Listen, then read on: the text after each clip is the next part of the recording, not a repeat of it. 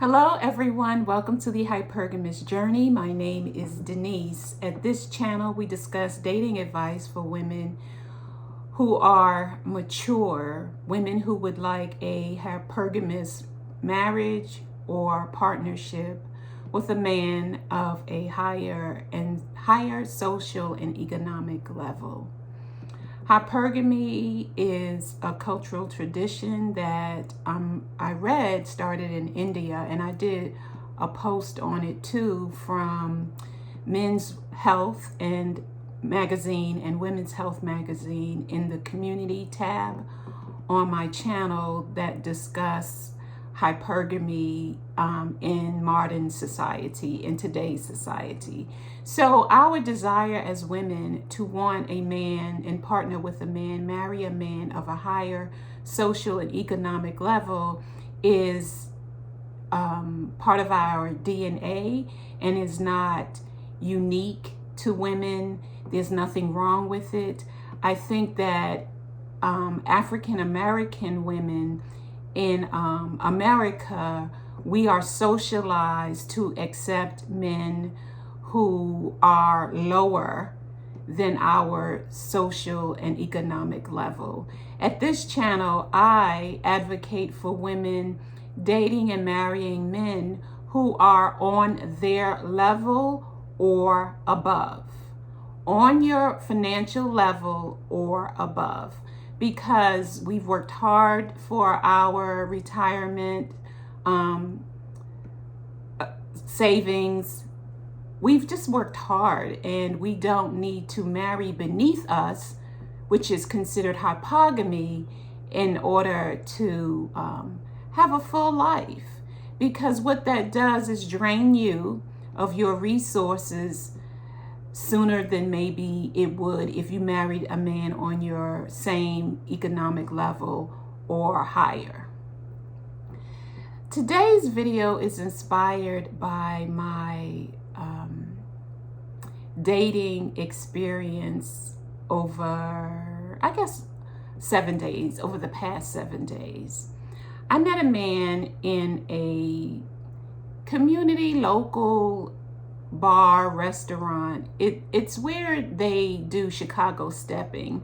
And so one day, and I do this occasionally, is that I just decide, that I'm going to go out, and so I get dressed and I go alone because it's spur of the moment and I don't have to deal with the logistics and back and forth if I go with someone. So I decided I would just get up and go. And so that's what I did. And so I went to the bar to Shira 7 is the one who I first heard this from, is go out alone, whether it's for lunch, dinner, and sit at the bar and order, your drinks or your food at the bar. And so I went to the bar at the local lounge club, and I sat next to a gentleman. So one was on my left, one was on my right, and then there was another gentleman. So I was surrounded by 3 men, one on my left and 2 on my right. And all of them were trying to talk to me at the same time. But I ended up talking more with and dancing more with the gentleman on my right. He was the one who bought me my first drink. I'm not a drinker. I just never liked drinking. It tastes like really strong urine to me. It all tastes the same. So I just drink water or a mocktail or something like that. So the man next to me, he asked me to dance, and I declined because I was giving my attention to the man on the left. And then the man on the outside of him asked me to come sit over next to him. And I declined that offer because he looked like a regular. All the women were coming up to him. He's very charismatic, very handsome for his age. And I was like, he's full of himself. You got to be able to read men, just like read him. He's full of himself. So the attention is not going to be really on me.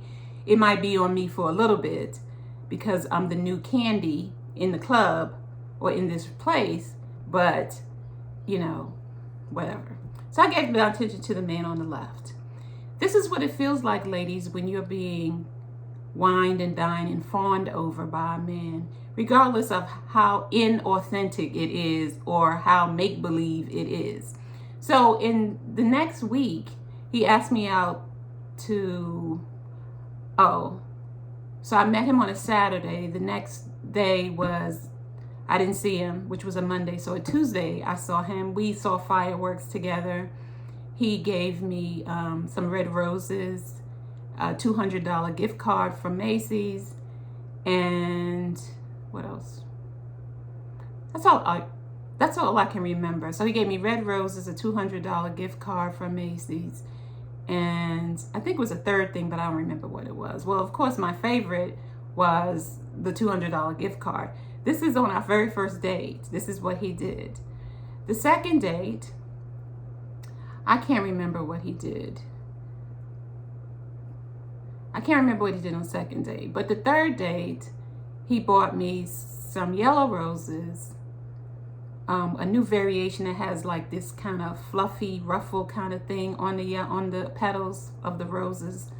So he bought me roses. He gave me a bracelet that said, I can't remember what the bracelet said, but he gave me a bracelet, and then he gave me a pair of earrings. Now, I told him I didn't like the earrings because I didn't. And I kind of toyed with this, like, do I tell him the truth or do I just say it's okay? So I told him I didn't like the earrings, but I'm willing to take them home to see how they look on me. And so to me, they look like old church lady earrings.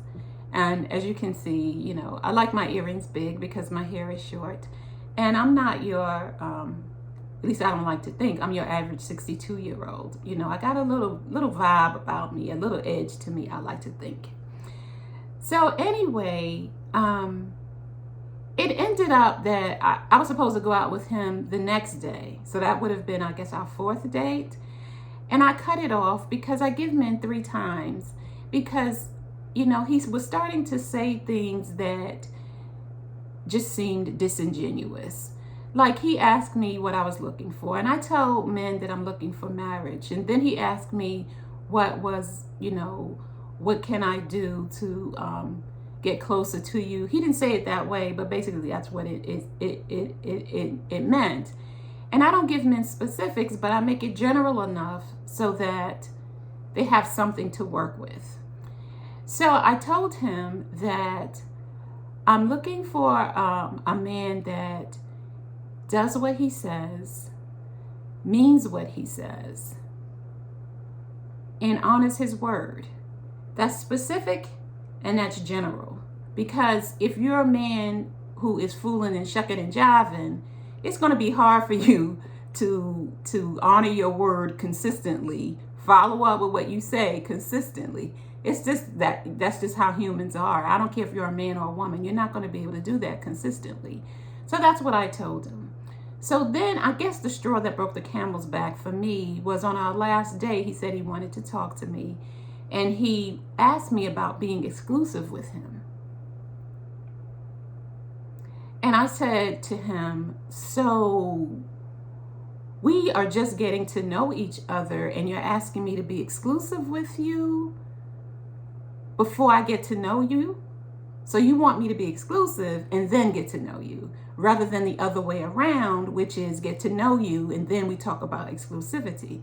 And then he paused and he said, yeah.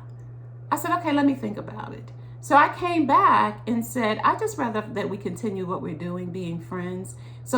And he said, so that means that you're going to be dating other people and spending time with other men? I said, yes. And you're going to be dating other women and spending time with other women? And he's like, you know, I really just wanted you to be my woman and I'm your man. I said, like boyfriend and girlfriend, which I told you I don't believe in. And he said, well, it's more than that. You know, I'll be there for you. You'll be there for me. And I said, no, we're just beginning to get to know each other. So let's give it some time. So he seemed okay with that. Wasn't thrilled, but you know, we said our goodbyes. I drove home. It takes a minute, a couple of months for me to even feel comfortable with a man coming to my home to pick me up. So I had him meet me in a church parking lot. He was not pleased with that, but he dealt with it. I said, we just met each other, so no, I don't want you to know where I live or pick me. I didn't say know where I live. I don't want you to pick me up. So,